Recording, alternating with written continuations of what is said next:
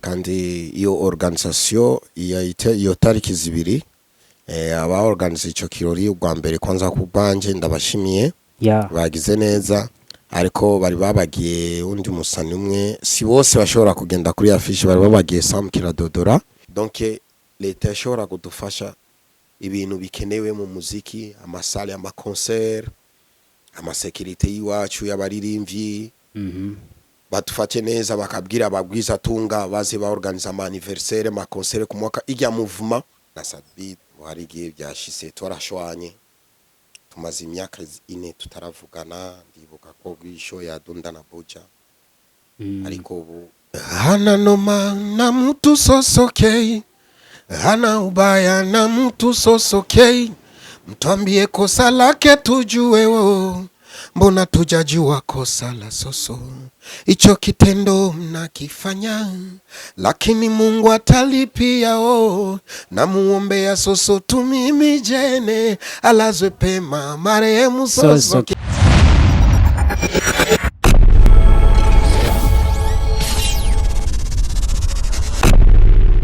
Hello guys, nizere ko meze neza niteka ridasanzwe kongera kubana natwe kuri platform zacu arizo gwanyu za Kings Family Burundi TV aho tubayagira byinshi bayo kuravugwa muri entertainment ya 2-5 yes call me Flexboy promoter kuri mic ya mbere behind camera turi kumwe n'umusaza ni Mr Joe Balo comedian yes ni rukundo rw'abantu kuva muri team mutima kuri mic ya kabiri nkuko musazwe mubibona twamaze gushika mu kibanza acumwe mu baririmbyi bazwi kandi bakunzwe cyane yitwa Bidondo Genereja umwe mu baririmbyi muza amateka yiwe kuva kera gushika n'ubu yes reka tubaze tumwakire mu bwami bwa Kings Family Burundi TV abanza turamukirize abariko baraturaba yaga yes abafanzi ba Kings Family Burundi TV Burundi ndabaramukize ndabayambo murakomeye meze bien yaga yes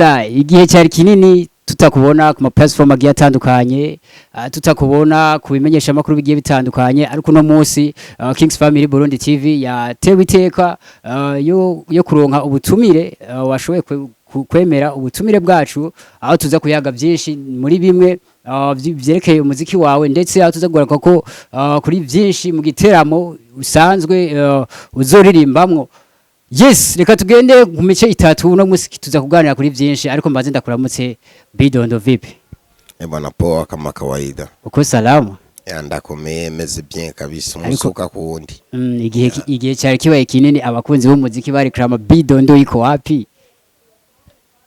nari ngaha ariko narinjiye mu bindi bintu kugira ngo abana baronke ibyarage urazi ko ubuzima buragoye ari giye buragoye basanga amasho ataraboneka nanje ndiruke mu bintu byo kudandaza kugira ngo abana baronke agafu gatoya basi yesa uriko uriruka ku mpande zose z'umuziki ndetse n'izo mu buzima busanzwe yes kino kiganiro cacu kiza gushingira ku mice itatu igice ca mbere turaza kugaruka ko ahanini ya kubaririmbyi bamaze kwitaba Imana aho hari igiteramo cyateguwe kugira ngo twibuke abo baririmbyi nk'umwe mu baririmbyi basanzwe baragendanye n'umwe mu baririmbyi bamaze kwitaba Imana turaza kugira ico tubiyaze ko umuce wa kabiri turaza kugaruka ko ku giteramo kivugwa yuko kigiye cyatunganijwe kizoba ku munsi wa itariki ya mbere ukwezi kw'icumi uyu mwaka tuza kongera ko kandi tugaruke ko kubijanye n'abaririmbyi no kuba umuririmbyi ukongera ukaba umu entrepreneur yes tugenda ku muce wa mbere kuvyerekeye abaririmbyi batakiri ngaha kwisi ndavuga nk'abasusuke ndavuga nk'aba Miss Erika ndavuga ba Chancho Miss ndavuga nabandi benshi ba Bernard Nkunda abantu hariyo igiteramo kiko tegurwa kizoba itariki zibiri z'ukwezi kwa 11 uyu mwaka ariko nk'umwe mu baririmbyi bagendanye nabo baririmbyi babonye amateka yabo ukiriho abarundi baguha agaciro kahe uri umuririmbyi w'umu Burundi utakiriho hoho ubirabiye kubamaze kutuvamo hoho ubona agaciro kagumye ari kandi nyene abatakiriho vraiment agaciro kabo karahari kandi iyo organisation iyo tariki zibiri aba organize ico kirori ubwa mbere kwanza kubanje ndabashimiye bagize neza ariko bari babagiye undi musani umwe si bose bashobora kugenda kuri affiche bari babagiye Sam Kiradodora ni vyiza tuzoba turi present ndibaza ko ndibuka ni vyiza nyuma natwe twari twateguye hajya ku mutwenzi ku Gera Plaza le 26 Novembre niyo itariki Sosoke yitavye Imana ya le 26 Novembre natwe tugomba natwe bazoza tugire hanu hamwe ni vyiza ko twese tuguma uku kwezi tuguma tuwibuka ku mwaka rimwe na rimwe ni vyiza cyane mbo abakiriho vraiment nabo ndabaye ikintu ndabashimiye bariko barakora bien ama evenement make indirimbo zabo vraiment je ndabashimiye cyane kugira ngo abanyamahanga bari baduteye ku muziki ariko abacoming surtout abapeti bagize evacuation vraiment kubganje saluti kabisa yes nk'umwe mu baririmbyi bagendanye cyane n'umuhisi Sosoke turakeneye kumenya nicaye kintu wasigaranye kuri Sosoke bo ikintu nasigaranye kuri Sosoke donc gutamba yaranyigishe unushobora kuririmba utatambye ari abantu badakunda indirimbo ziwawe ariko bagakunda kuntu uri kuratamba donc ninje kuri stage cyane abasani bomboba ni problème yani donc n'umuntu ndako yaranyigishe ibintu donc ne chante pas sans danse donc akanyereka yaranyigishe izindi style zo ku recordinga muri studio kandi akanyigisha n'urukundo respect pour les gens pour tout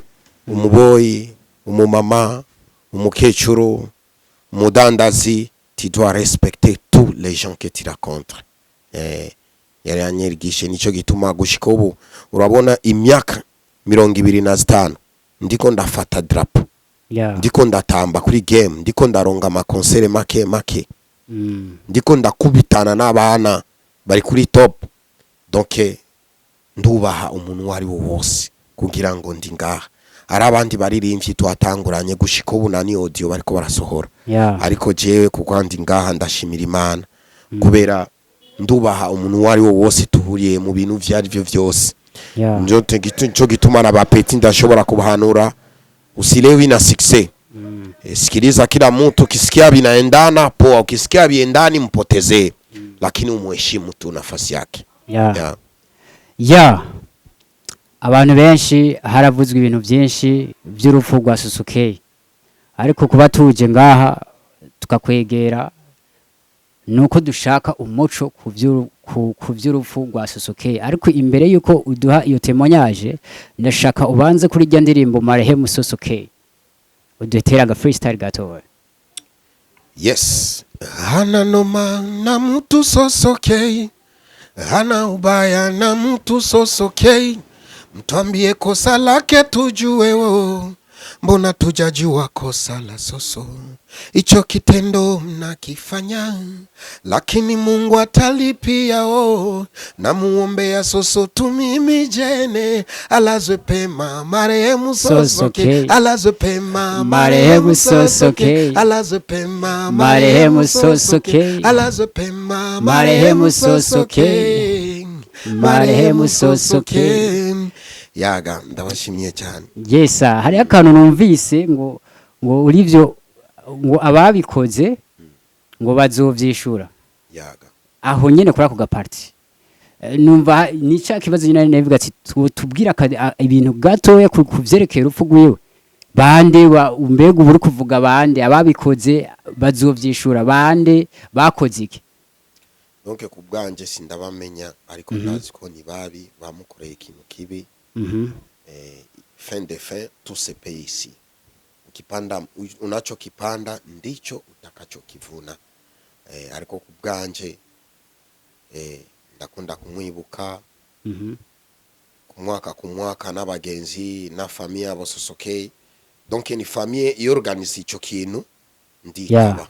Même sindi bize vyatari numvise ko famille Sosokeye yaorganize kumwibuka Sosokeye bwana atani ko bize ndakunda kwitaba ngabafasha tukamwibuka turi kumwe numva nezerewe kuko yari mu professeur wanje w'umuziki yarafashije byinshi yashize itafari mu muziki benshi atari Sosokeye gushiko buni ba bwana ni abenge imbaga abenshi situba rapper situba benshi nabandi shobora kubavuga ariko nabambia musikati tama fende fe bitakwaga ndibuka ko no mu muziki wa Fizo wa Leave Me Alone bariko baraganira maze mushesike ile bari ebire bitu batabisinye donc batabisinye nukuwa kuno munsi bitakuwa na binakuwa kweli bamwe muri YouTube bariko bararonga kanoti bitu biko bien bamwe baronse imiduka ama parcelle bamwe donc inspiration yo kwiruka muziki kubandanya kusikati tama noke umuntu yayizanye ngaha ni Sosokeye bengi balionaga ba chanjo abana kitu bariko banataka kubikata tama lakini Sosokeye alibapa espoir ya kusema tusikati tama vitu bitakuwa bien na tuko tunaona vitu binaenda kuwa bien watubwiye neza ko ababikoze ntabuzi ariko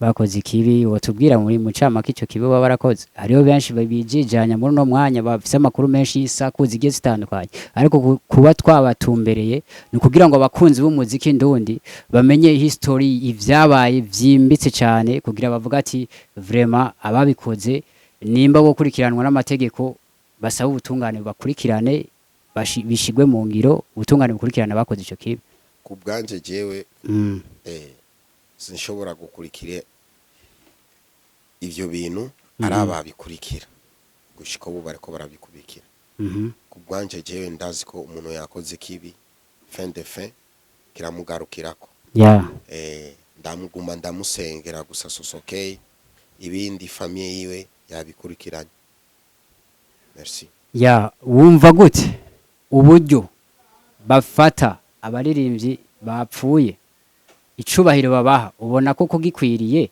canke hari ibindi bintu bikibura byo kubaha agaciro mu gihe baba bapfuye iyo umuntu afuye yari mu legend yari umuririmbyi kumwibuka une fois ku mwaka ni byiza iyo ni icubahiro cya mbere kuko hari abandi bafuye bari mu mafamiye abantu ntibabibuka ariko umuntu ukamwibuka ukashikwa kubita indirimbo ziwe amatriko abantu bakambara nuko donc tuko turereka famille yiwe ko turi kumwe namwe ata mtoto wenu haiko lakini ametuachia kitu kizima che kinatuma tubake tunawapa heshima na tunamkumbuka nico gituma kutule organisateur kubganje ndabashimiye nubwo ahe butumwa woha leta cyangwa abakunzi b'umuziki ndundi kugira ngo hame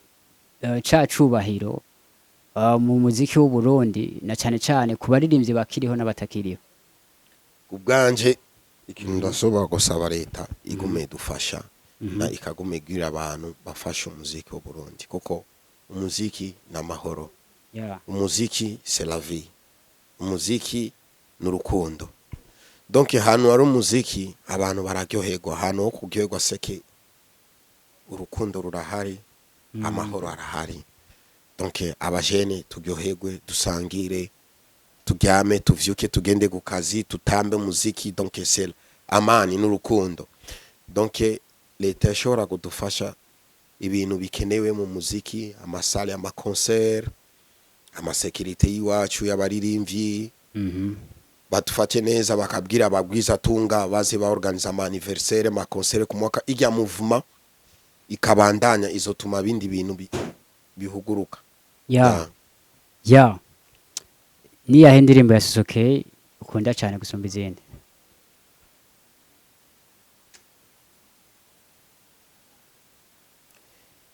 zose ndazikunda ya mbere uvuga ati iyi sasa indo ya mwisho sasa hii ndatangura kuziririmba machozi yanaanza kunitoka nico gituma ndaziririmba ndazumviriza gusa kuko indirimbo zose ndazikunda kuno waririmba kuno performinga kuno ambara ni style yo kwambara bitambara na mukurikiye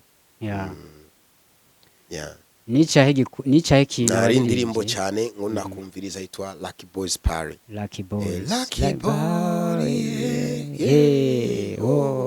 Ari indirimbo yitwa kila mtu na maisha yake ndani ya bariki vyake. Ya doki ni nyingi. Mazele ondoleo ni hatari kwenye disco.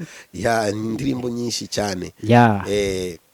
Ari ndimbane na Afro to Africa Brought. Ari Sosoke Never Die. Yani donc ni indirimbo nyinshi cyane.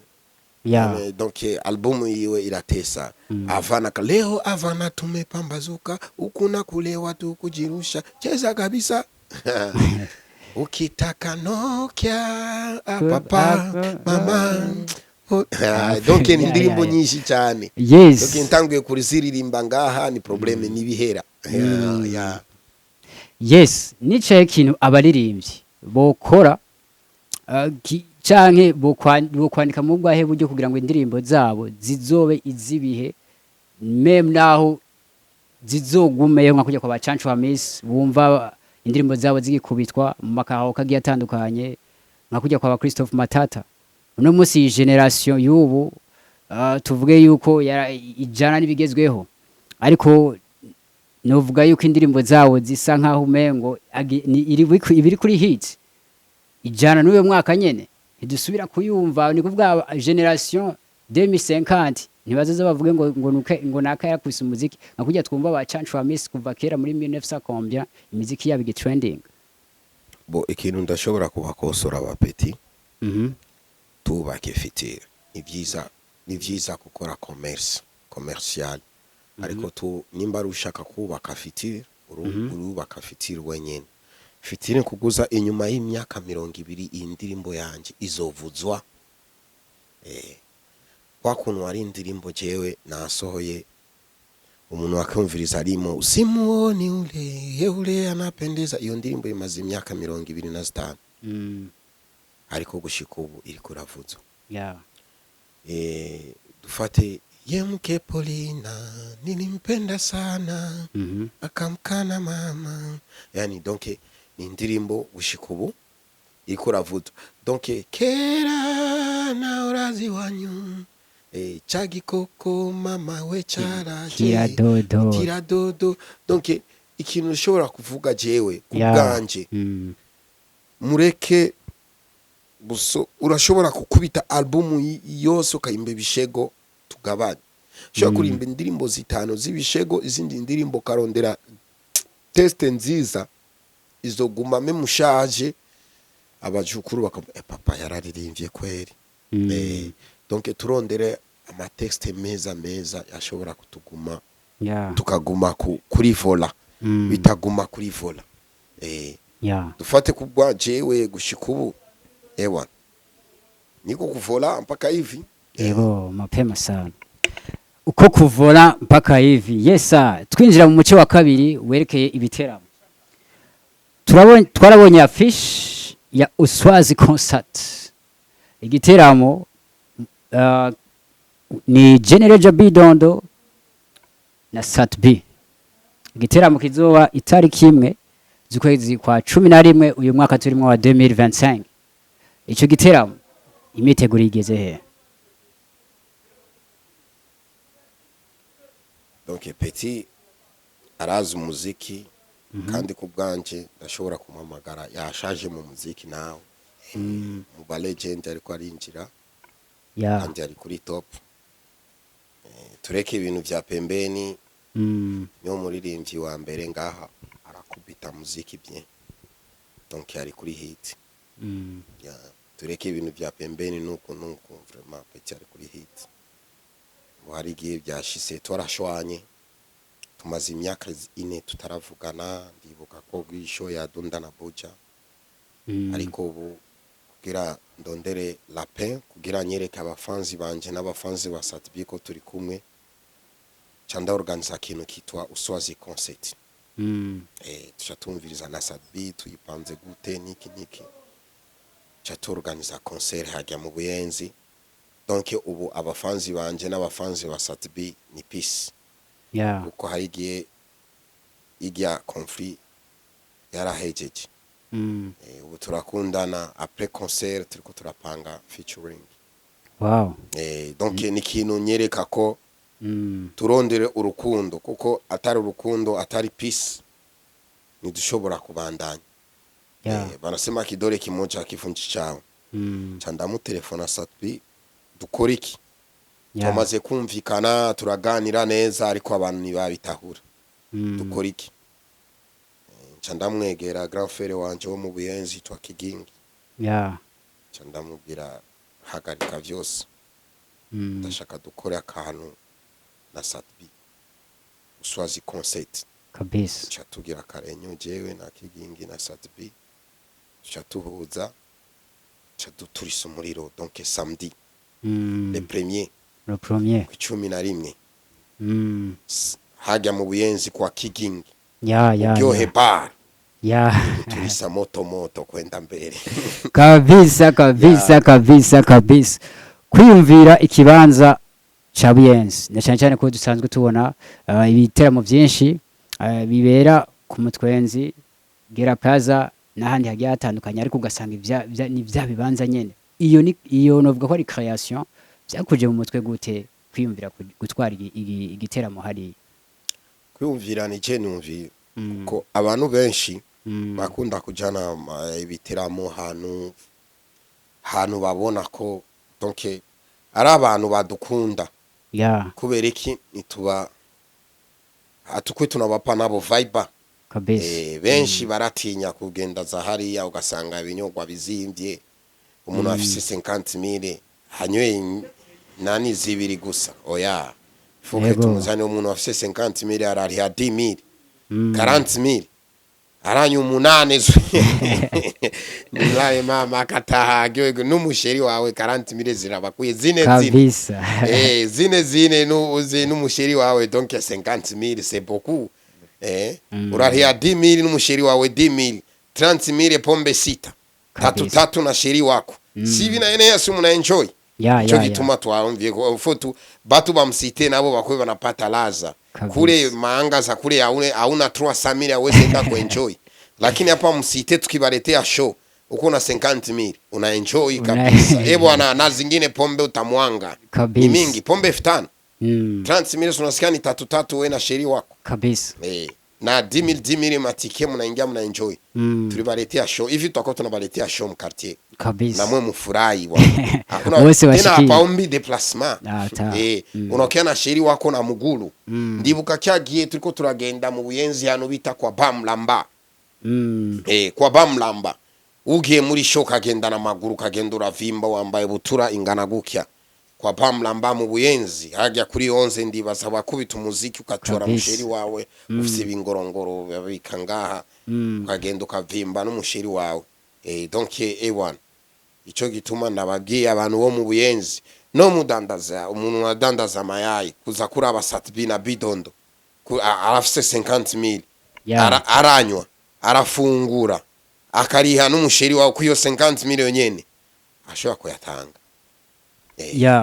Donc muri quartier na déplacement tubasaba na maguru ngaha mu Buyenzi mu Bwiza. Nico gituma nababwiye gutangura no munsi baba ririmvye bose mukunda jenzo banda organisation mu makartier kabisa, kuva kwa kuntu kwa kera muri 565 mu Buyenzi wapi Kamenge Nyakabiga tukwa tunafanya mashow kabisa na watu wakona kwa wanafurahi. Ni ibintu vyiza cyane, ariko turefuza kumenya nk'indirimbo nka zitatu zitobura kuri playlist uzoririmba, zitobura kuri playlist y'igiteramo Uswazi concert. Indirimbo zitatu barazi igikundiro nigishobora kubura asigutishe aitakosa. Ari indirimbo natamani kuwa nawe ari indirimbo alazwe pema Maria Musosoke. Donc ni ugurisho indirimbo yanje nishobora kubura wagwana izo ziri kuri playlist karibu sana mtazipata. Yesa abakunzi ba Kings Family Burundi TV ndetse n'abakunzi b'umuziki ndundi murumva gahunda nta niyindi no kuja muri Oswazi concert. Yes ngira ko ndakubaza mbega hari ibintu bishasha mwaduteguriye bisanzwe mufata nk'ama surprise kuko tugiye kuraba amasho yawe mu myaka iheze waba ufise creation y'amaperike ukaza wambaye ikanzu ibisusu unabona biye bitu tukwitege muri rya image nk'iya kera ari canke ufise yindi creation ubwiruzemo mbo ari indi creation irindi creation izoza yani ni creation nzima iraza donc nzobagirira surprise kitwa akataraboneka safi sana abakunzi b'umuziki mwavyumvise yes ugiye kuraba ibiteramo byinshi biko biraba ubunye ukacugereranya nahisigeze umwe mu baririmbyi bamaze gusohoka igihugu bagiye gutanga umunezero mu bindi bihugu ugiye kuraba ibihugu uburemere bw'ibiteramo bya hano ku butaka bw'u Burundi ukaraba no ku yindi level abandi bageze ku bindi bihugu byo hanze ubona tubura iki ubona aho kugwa iki icyo tubura ushobora gusaba leta iza ikurikira ibiteramo by'iwacu babantu baorganiza ibiteramo c'est trop badoit respect apana kwenda kuvuza mu bukabare bukabare buto donc dushaka baturabire kabare nziza hantu heza leta ikadufashamo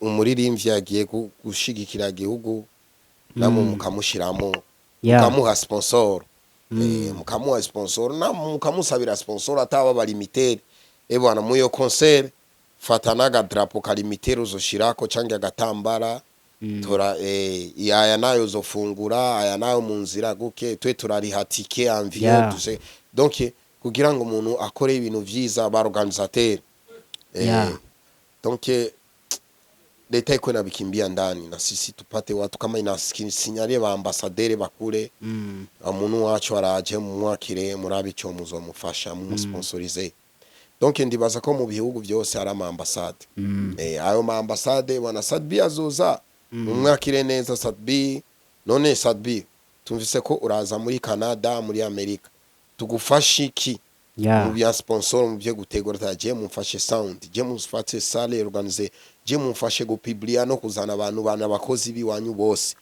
ni vyiza binaleta vibe mwinshi merci tugaruka ku muce wa gatatu usanzwe uri mu entrepreneur uraririmba ukongera ugakora n'ibindi bintu na cyane cyane ko ufise shop twagusanze mu kibanza aho usanzwe ufise shop ni mu bwiza kujya gatandatu 6e avenue numéro 29 numéro 29 ni usanzwe ukorera ibintu byo bya shop aho dandaza impuzu zigiye zitandukanye numva nifuza kukubaza kino kintu kuba umuririmbyi no kuba umu entrepreneur bifitanye isano ya bo ishop nayaguriye kugira ngo imfashe bimwe ariye tu déplacement tubura tumamega tubura muhira bakene tuarage cyo gituma ubwanje sinshobora kuguma mu muziki wenyene rimwe na rimwe ndakunda